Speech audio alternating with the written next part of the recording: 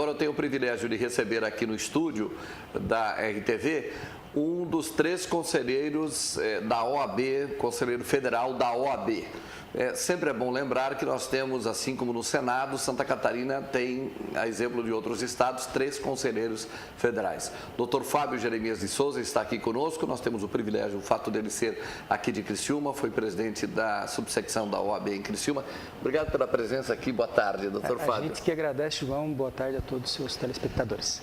É bom a gente lembrar para o público telespectador esse papel, essa função do conselheiro, ela tem essa semelhança com o Senado, né? A OAB funciona de forma federada, então nós temos em cada estado 3 representantes titulares no Conselho Federal da OAB, né? E por uma composição que ocorreu nas eleições passadas da OAB, Criciúma então foi contemplado com essa vaga no Conselho Federal, né, que eu estou ocupando agora com muita honra e orgulho e representando a advocacia aqui do sul do estado e de todo o estado de Santa Catarina. Havia muito tempo o Sul não tinha, Criciúma não tinha mais um conselheiro federal. Quem foram os que lhe antecederam? Nós tivemos, ao longo da história, o Dr. Werner Bax, que foi, o Dr. Werner, aliás, foi o primeiro e único diretor da OAB nacional por Santa Catarina. Em Santa Catarina só existe um advogado que chegou à diretoria da OAB nacional, que foi o Dr. Werner aqui de Criciúma, quando ele foi conselheiro. E, por último, agora, o Dr. Robson Kremer, também ex-presidente da subseção de Criciúma, e dessa vez agora eu nesse triênio agora. Isso é muito bom porque, de alguma maneira, isso é coroar o trabalho do advogado aqui da nossa região, né? O respeito aos profissionais. Nós temos hoje, por exemplo, o presidente da comissão da OAB do direito eleitoral, que é aqui de Criciúma, doutor Pierre. Não, o Pierre ele foi até a gestão passada, foi o presidente da estadual, né? Perfeito. Exatamente. Então nós temos aí advogados que são referência. E eu integro a Comissão Nacional de Direito Eleitoral como secretário-geral hoje. Interessante, Estamos iniciando os trabalhos, evidentemente, com a própria equipe, um pessoal muito qualificado, um debate de altíssimo nível, assim, bem importante e bem interessante. Até porque a questão do direito eleitoral deve mexer logo aí com algumas propostas de mudanças aí, né? Exatamente, o direito eleitoral. Na realidade, o direito eleitoral ele sempre muda, né, conforme a eleição, né? A cada período eleitoral, a cada eleição, um ano antes são feitas as mudanças, já virou rotina e já virou cultural, me parece, né? Não sei bem se é essa saída, toda eleição alterar as regras do jogo, mas enfim, quando se tem uma crise política, institucional, se mexe no direito eleitoral. Perfeito. O doutor Fábio Jeremias de Souza, conselheiro federal da OAB por Santa Catarina, está aqui conosco porque nós queremos entender melhor uma proposta anunciada, e a manchete OAB apresenta algumas ponderações ao pacote do juiz Sérgio Moro. Sérgio Moro hoje goza de uma grande credibilidade, né, por conta da Lava Jato. Ele é um ministro hoje, um dos mais aprovados ministros, e todas as intervenções do juiz Sérgio Moro, elas soam para a população brasileira como um combate direto à corrupção, à violência como um todo. Entretanto, esse pacote que está aí apresentado tem algumas ponderações por parte da OAB. O que a OAB vai fazer em relação a isso? O que ela pontua e questiona no pacote que ficou conhecido, convencionamos chamar pacote Sérgio Moro? Sim, bom, João, então, inicialmente apenas um esclarecimento de que a OAB vai fazer o que ela sempre fez, ela vai continuar fazendo, que são debater os grandes pontos e os grandes temas nacionais. Isso a OAB jamais vai se furtar, e se ela não fizer isso, ela não está cumprindo o seu papel constitucional e o seu papel estatutário previsto no Estatuto da Ordem dos Advogados do Brasil. Toda a grande mudança que ocorre na legislação é sempre formado um grande corpo de juristas de todas as áreas, né? Assim foi com o Código de Processo Civil, assim foi com o Código Civil em 2002, né? Deve ser feito com a legislação trabalhista, com a legislação previdenciária, e é muito natural que se discuta. Seria muito estranho se a OAB não discutisse essa questão só né, com todo o respeito ao ministro Sérgio Moro, mas alguns pontos eles precisam ser melhor discutidos. E aí um outro esclarecimento. A OAB não se pronunciou simplesmente contra, né? Que a gente está vivendo num momento difícil. Tu bem colocou essa questão da opinião pública, mas a discussão técnica ela não pode ficar pautada pela opinião pública. Isso é uma coisa que aí nós teríamos um prejuízo muito grande em termos de debate, né? E o outro ponto que deve ser colocado é que esse estudo que foi feito pela Ordem dos Advogados do Brasil, com diversos juristas, aliás, os mais renomados juristas do país nessa área, eles colocaram em questão algumas dessas medidas e muitas delas, assim, a maioria, eu diria metade concordando, a grande maioria solicitando aprimoramento e algumas outras dizendo que não concordam. Então, na realidade, é que hoje a gente vive um momento que ou tu é totalmente contra ou você é totalmente a favor, senão você é contra esse ou é contra aquele, ou é desse lado ou é daquele lado. E isso é muito perigoso. Isso é muito perigoso. Então, por isso que a OAB ela se pronunciou e o que a OAB está propondo é justamente o debate, né, de forma bem ampla, bem democrática, tanto que a OAB de Santa Catarina está fazendo uma audiência pública agora, no dia 23 de maio, salvo engano, e a OAB Nacional vai levar esse debate, quer participar desse debate no Congresso Nacional, é apenas isso. Existe algum ponto aí para a gente trazer como exemplo para o nosso público telespectador que esteja sendo questionado pela OAB, que está no pacote Moro? Em primeiro lugar, assim, eu gostaria de iniciar até pelos pontos a favor, né? Por que eu digo isso? Porque a OAB é a favor do combate à corrupção.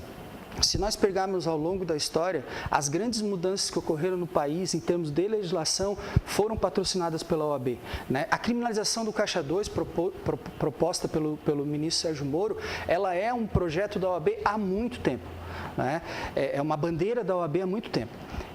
A lei eleitoral, né, por iniciativa popular, foi modificada, tanto na Lei 9.504 quanto na Lei Ficha Limpa, né, através de um trabalho muito grande da OAB, evidentemente sempre frisando com diversas entidades. A OAB sozinha não faz nada.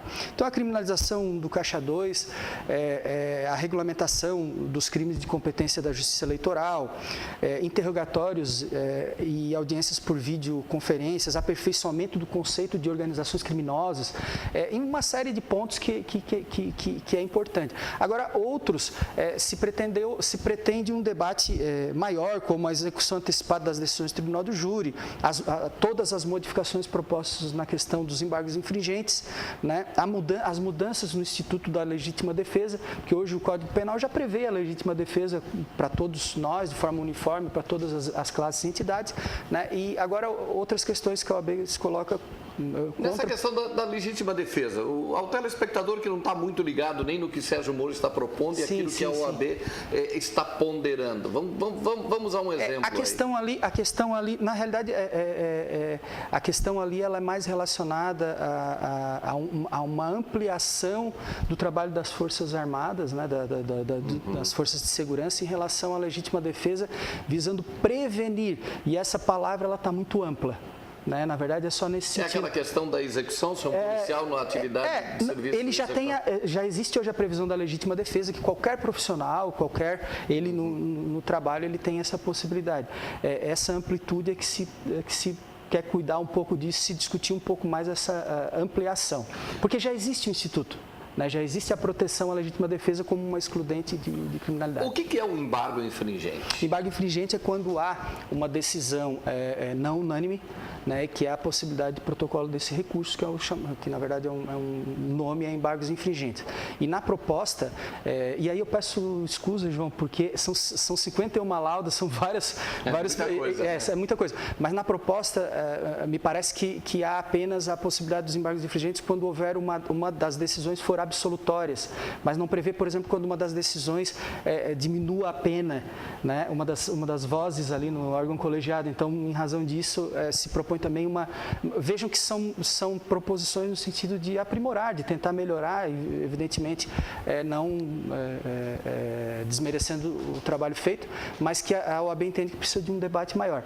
Agora, a questão da gravação né, da interceptação da conversa entre o profissional da advocacia e o seu cliente nos parlatórios, isso a OAB se posicionou amplamente contra. Hoje, em razão do sigilo, que é mais ou menos como o sigilo do jornalista, né? O sigilo da fonte é a mesma questão, que o sigilo não é um direito do advogado, é um direito do cidadão brasileiro. Ou seja, hoje o advogado vai visitar no parlatório, tem um contato com o preso. Exato. Hoje é proibido a gravação disso. Sim, é proibido. Sérgio Moro pretende, estou tentando simplificar exatamente. Aqui, ele pretende que seja de alguma forma, gravação. Exatamente, de alguma forma isso foi previsto, né, uma exceção no projeto ali, no finalzinho do projeto, e aí a OAB se pronunciou contra. Mas veja, João, assim, o que eu gostaria de dizer que, inclusive, que outras entidades também devem participar desse debate.